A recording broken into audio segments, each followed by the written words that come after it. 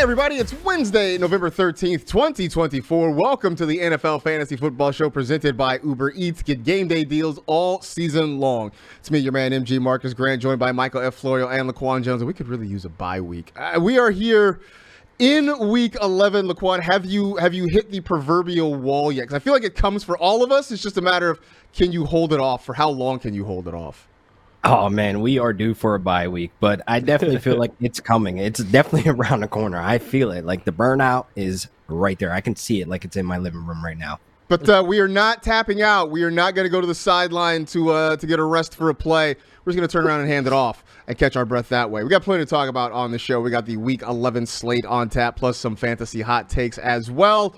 But let's get started, as we always do about this time, with some fantasy headlines. We will start in Chicago, where the Bears and their broken offense trying to fix some things. They do that by firing offensive coordinator Shane Waldron. Thomas Brown has been promoted to take over the play calling in Chicago. Florio, does this change how you feel at all about the Bears offense?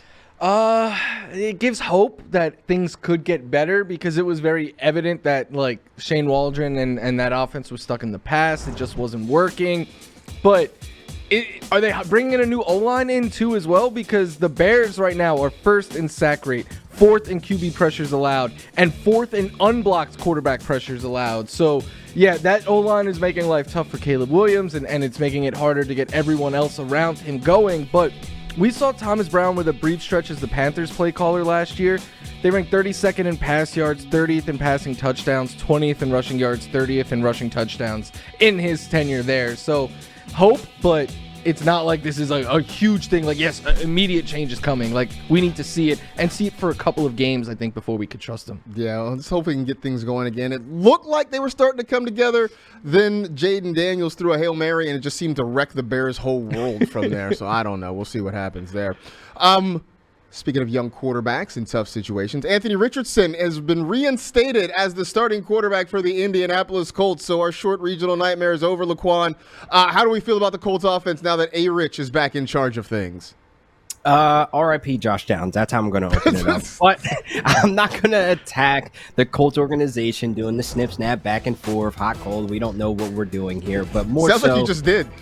Yeah, but maybe they are watching other teams and how they're dealing with their young developing quarterbacks. I mean, look, Bryce Young has been playing better since he's been, back in the office, back off of punishment. And look at Will Levis, I'll get on him later on. So maybe we're looking at Anthony Richardson getting a fresh start the season right now, where you are just a clean slate. Everything is at zero, no turnovers, no interceptions. But I definitely think, this matchup against the Jets will be challenging for him to just come off the bench and go in there, where this Jets defense is still going out there and harassing quarterbacks. Hassan Reddick just getting there. He is increasing each week in his pressure going against this Colts O-line that are allowing the sixth most sacks since Joe Flacco's taken over as the starter. So Anthony Richardson's going in there to clean up the mess. I'm just hoping that now that he's back, they have some more designed runs in the offense for him, because that's been a big thing that's been missing. Certainly for fantasy, that's what we were hoping to get. We have not gotten that so far this year. Yeah. Meanwhile, in Dallas, things have gone from bad to worse. Dak Prescott is going to have season-ending surgery on his injured hamstring. Mike McCarthy says they are sticking with Cooper Rush for the time being as their starter, although Trey Lance could see snaps somewhere along the way. I mean, Florio, at this point, it's pretty much just CeeDee Lamb is the only guy we're starting in this offense. But how much do we downgrade him with Cooper Rush at quarterback? I wrote about CeeDee Lamb as a sit and start sit this week. Like, I understand that he is CeeDee Lamb and he could get a lot of volume and that could overcome everything. But if you are an opposing defense, you're thinking there's one person we need to stop here, and it is CeeDee Lamb.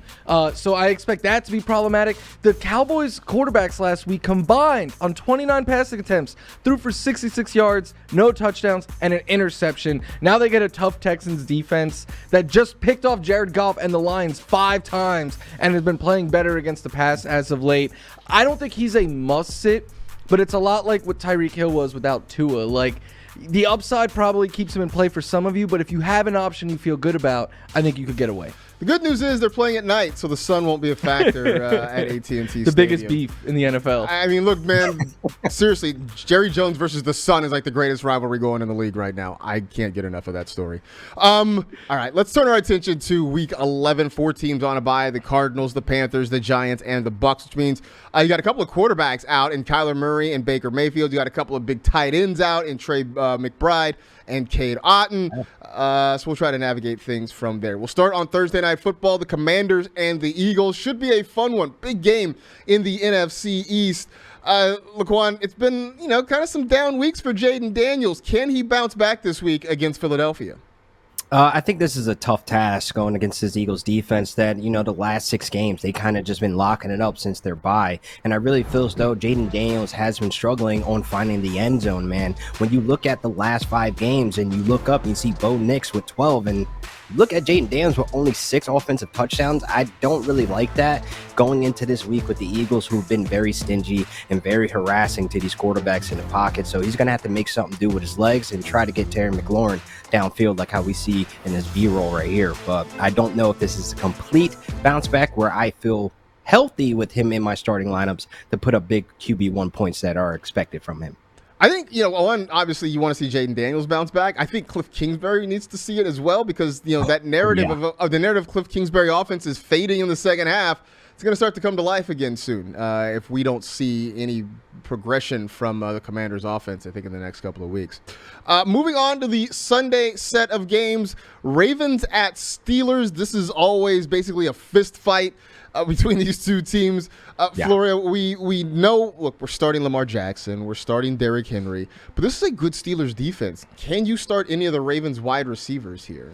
I think you can start Zay Flowers because I know last week was disappointing, but in the 5 games before that, in 4 of them, he topped 110 yards. So that type of production, I think, is simply too good to get away from right now. I think you could sit Bateman. He's just boom or bust. I think you could sit Deontay Johnson because I'm not giving up on him yet, but I need to see it happen in this Ravens offense before I trust him again.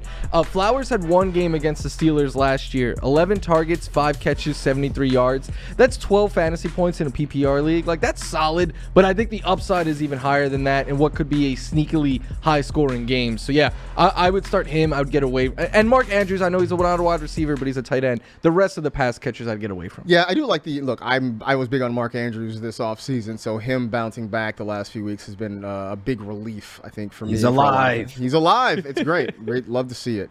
Laquan, Falcons at the Broncos. Look, Drake London's been a nice play for us this year. Darnell Mooney's been a nice play. This Broncos secondary, very, very tough. Any worries about London and or Mooney in this one?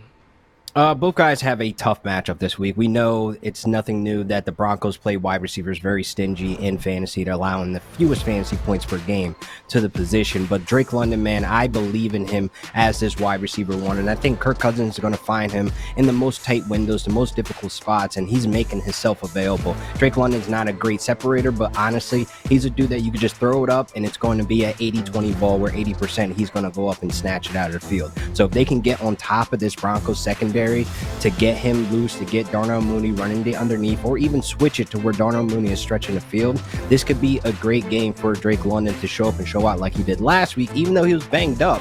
But I really feel as though he can challenge this Broncos secondary.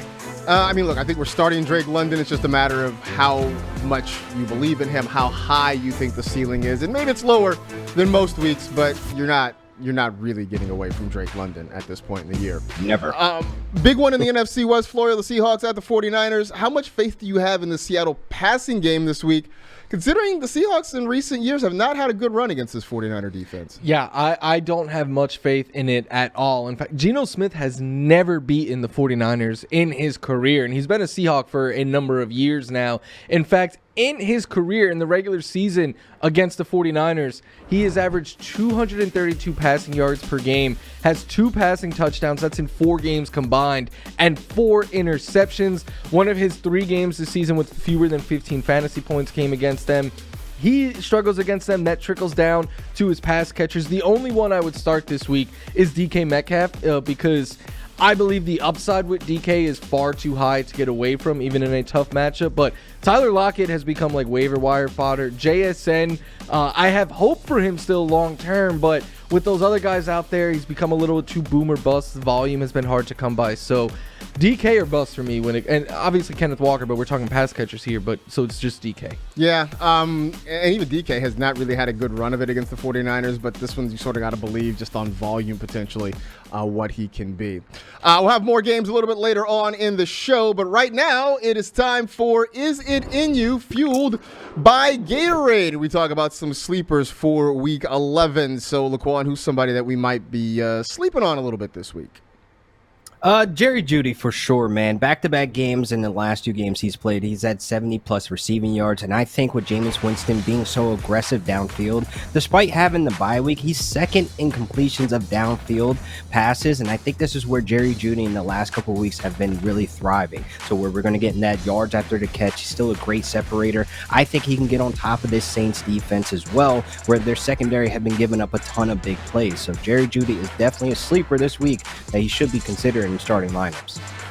All right, so Jerry Jeudy, a chance maybe to get something going this week. Who do you like as a sleeper, Florio? I like Jaylen Warren, which it might sound crazy to call a running back a sleeper against the Ravens because they have been elite against the run, but that's exactly why I think Jaylen Warren is a sleeper, because the Ravens have allowed the second fewest rushing yards. They allow explosive runs at the lowest rate in the NFL, just 3.2 yards per carry, 2 running backs. Najee Harris gets the bulk of work on the ground. Warren will get some there as well, but since he's come back, and last week after their bye, I think is the healthiest he's looked all season, he's getting more of the passing game work. So if the Steelers are trailing or chasing points, he could get a lot of dump-offs potentially in the second half as they're in catch-up mode. I do like Jaylen Warren this week, and I know it doesn't make sense necessarily on paper, but just something about it feels sort of nice. My sleeper this week is Jared Goff, and this is coming off what was an awful performance last week, throwing 5 interceptions against the Houston Texans. There was some internet disinformation campaign going around last week saying that whenever he throws 4 interceptions or more, he is undefeated, that he is 7-0. That's not true. He's only done that twice. He's 1-1 in those games, but apparently it fooled some very big-name NFL quarterbacks. We won't say which ones. Look, this is a week, though. He's going against the Jacksonville Jaguars, and this has been a great matchup for quarterbacks all season long. The Jaguars have given up 8 top 12 finishes so far this season. And these aren't necessarily stud quarterbacks. 2 of the guys who did it, Deshaun Watson, who was playing awfully before he got injured and was out for the season, and Joe Flacco, who just got benched for Anthony Richardson. So it's not as though the Jaguars are just giving up points to brand name elite quarterbacks. It's happening across the board. I feel confident in saying that Jared Goff is better than both Deshaun Watson and Joe Flacco. Yeah. He certainly has better weapons than either one of those guys, so I feel pretty good about Jared Goff bouncing back from a horrendous performance on Sunday Night Football to get it done against the Jacksonville Jaguars this week. There you go. Do you have a Jared Goof joke for us in there somewhere? Well, I was going to just jump in and say, like, as soon as I heard that stat, I was like, that's false. Because as a Rams fan, I'm like, what games did he win when he threw that many picks? Because I was screaming at the TV every single interception. So I'm just like, no, there's no way this is real. But I'm glad we got it. The good news is for the Rams, he only had 1 game with 4 interceptions. I mean, he lost that game, but it only happened 1 time. So I was screaming at this dude off of 1. Like, that's why I'm like, that's not true. There's no way. But apparently it fooled a lot of folks across the interwebs. So, again, disinformation is real, and apparently it works. Who knew? We're going to take a break. We're going to come back. We got plenty more to talk about. We got some hot starts and some more of the fantasy-relevant games here in Week 11. Stick around for more of the NFL Fantasy Football Show.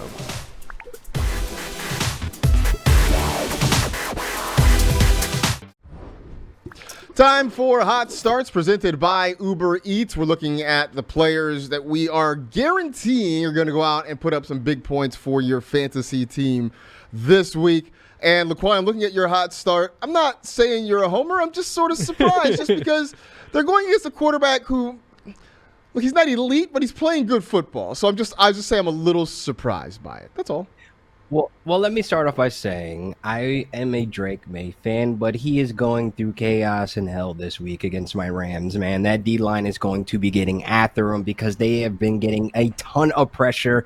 Jared Verse, a.k.a. VA, you can already get him Defensive Rookie of the Year, but this Patriots O-line is god-awful. The numbers on the back of his offensive line jerseys are going to be screaming at him, running at him in his face. Drake May I'm talking about. So this Rams D-line creating the pressure are going to be able to get the sacks and get the turnovers to be the number one DST this week in week 11. I mean, look, they've made a lot of progression from the start of the season. We saw them give the Dolphins a really hard time on Monday night. So certainly Miami, I think, a much more productive offense than what we've seen out of New England so far this season. So certainly not out of the realm of possibility. And literally, Jared Verse and Braden Fisk up front have been I can't wait for the 49ers game. They have been solid this season, so for sure. Plus, look, big game. The Rams trying to bounce back after last week, so big game for both these sides here. There, Florio, your hot start this week. A guy that I don't know. I'm going to say is that we owe Mike Tomlin an apology. Yes, me probably most of all. So I apologize for doubting you, Russell Wilson and Mike Tomlin. You brought the Mr. Unlimited to Pittsburgh, Unlimited. And it has just worked. He is averaging just under 19 fantasy points per game in his 3 starts as the Steelers. He's getting the most out of George Pickens. But I think this is going to be the best week of Russell Wilson so far with the Pittsburgh Steelers because the Ravens have allowed the most passing yards and touchdowns and the second most fantasy points per game to quarterbacks. And unlike most teams that the Steelers face, they should be able to put up a lot of points against that Steelers defense, which means Russ could have to throw even more than he does in a normal week. So I love the matchup. I love what he's been doing recently, and I think he is a great start this week. I absolutely love Russell Wilson this week. I think this is everything you sort of wanted. I mean, I know we came into the season not really thinking much of Russ as a fantasy starter, mostly that he would help the pass catchers around him, but it's at a point now where Russ is probably a fantasy starter for you, especially this week. He's cooking. He is cooking. Let Russ cook. It is back in our lives again. Didn't think we'd get here, but here we are. Also didn't think we'd get back to the point where Kareem Hunt was like a locked-in start him every week sort of running back in 2024. But he has done an excellent job for the Chiefs since taking over for the injured Isaiah Pacheco. He leads the team in scrimmage yards. He's tied for the team lead in overall touchdowns as well. Now, look, his opportunities as a workhorse might be coming to an end because the practice window is open for Isaiah Pacheco, so he could be back very soon. But this week, I like his opportunity against the Bills, a Bills run defense that has not been great all year long.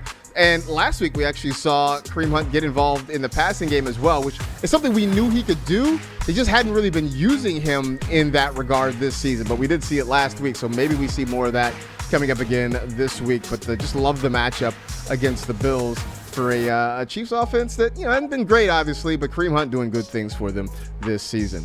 Speaking of the Chiefs and the Bills, Florio, I know you will be watching that game intently, obviously. Just a little. Can you start any of the wide receivers on either side? I mean, Buffalo, they are banged up for sure, but even the Chiefs going against that Bills secondary, any receivers you feel good about?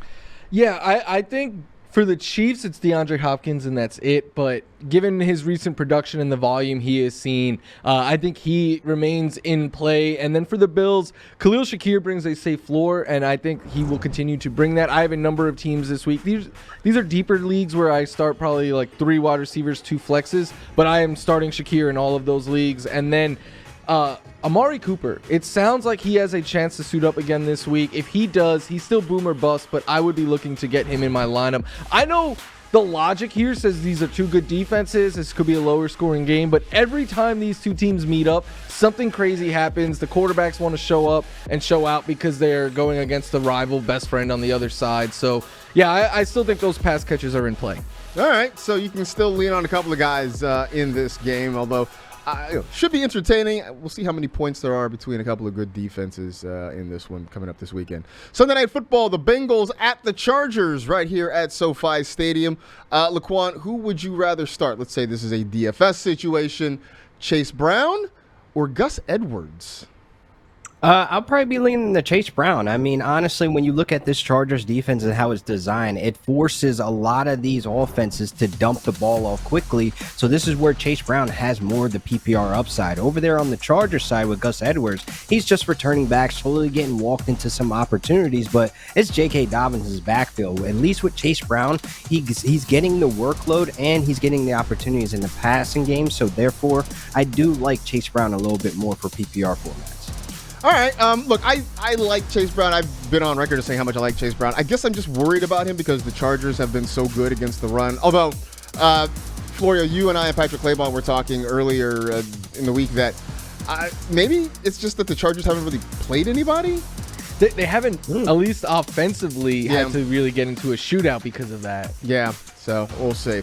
Monday Night Football, the Texans at the Cowboys. One thing we know won't be in play is the sun because it's a night game in Dallas. We don't have to worry about that. Florio, is this, though, the C.J. Stroud breakout game we've been waiting for? I would hope so. I am, because it sounds like Nico Collins is going to play this week. And this season, in the games where C.J. Stroud has Nico Collins, he has averaged 80 more passing yards per game than in games without him. 80! That is such a huge difference. And I think, like, especially in a matchup like this where the Cowboys play a lot of single high, Nico Collins has dominated. Him and Justin Jefferson have been the two best wide receivers against single high coverage this year. So just having him back, especially since they lost Stephon Diggs, this offense has been searching for a go-to guy for CJ Stroud. He is getting the best option they have back with Nico Collins against a defense that has been had in the passing game so far this season. I mean, it feels like if it doesn't happen this week for CJ Stroud, I don't know when it does happen, right? I mean, that O-line, man. It is. Yeah, no, the O-line is bad. And so, like, look, Micah Parsons is going to be a problem, but if they can somehow handle him, whether it's, having somebody chip in the backfield or whatever, I mean, this just feels like an opportunity for C.J. Stroud to go have a game. I thought it was going to happen last week. I mean, the first half against the Lions, it seemed like Stroud was putting something together, and then in the second half, it all sort of fell apart, and you got fewer than 10 points. So I don't really know there. I'm believing in him, though, this week. I choose to believe in C.J. Stroud this week. For the rest of our Week 11 previews, you can check us out on Fantasy Extra on NFL Plus, so be sure to keep a lookout for that. In the meantime, it is time now for Hot Takes, presented by Frank's Red Hot. We get a little bit spicy to close out the show, so LQ, heat us up with what you got. Oh, we're going Calvin Ridley, back-to-back games of 25-plus fantasy points. I like what I saw last week with Will Levis back at quarterback against a Chargers defense that's very tough. And look, Will Levis is playing better football now that he was able to sit on the sideline and look at all the mistakes that he was making that Mason Rudolph was perfecting. But more so, what I saw was this was his best game in decision-making and hitting Calvin Ridley on these easy passes. It's his first game this season without a turnover. So I'm liking Will Levis and how it's projecting for Calvin Ridley against his Vikings defense, which it's no secret that the Vikings defense allow a ton of production to the wide receivers, top 3 fantasy points per game allowed. So therefore, Calvin Ridley, light it up, baby. All right. Look, Calvin Ridley's been red hot, so I do not hate that at all. Florio, who is your what is your hot take for the week? Brock Purdy will be the QB1 this week going up against the Seattle Seahawks because one, he has a history of success against them. In each of his last 2 games against them, in his last 2 games against them, combined for 6 passing touchdowns, has multiple passing touchdowns in 4 of 5 career games against them. But the other thing is Christian McCaffrey is back, and I know some of you might be like, how is a running back help the quarterback? It is such a cheat code when you could dump it off to a guy who could go the distance anytime he touches the ball. It is why in his first game with CMC, he threw for a season high 353 yards. In all of the games this year without CMC, he topped 300 yards once. So the great matchup, the great wide receivers he has, and now that dump-off option back to CMC. I think we're going to get Purdy looking like an elite fantasy option like he did last season, and he will be the QB1 this week. For 49er fans and for fantasy managers, you hope this improves the red zone offense, which has been awful for San Francisco, but just having Christian McCaffrey means one more guy to go to, and maybe it does mean some short, easy touchdown throws for Brock Purdy. I think fantasy folks would certainly welcome that. For me, my hot take this week, Nick Chubb is going to get you 20 fantasy points.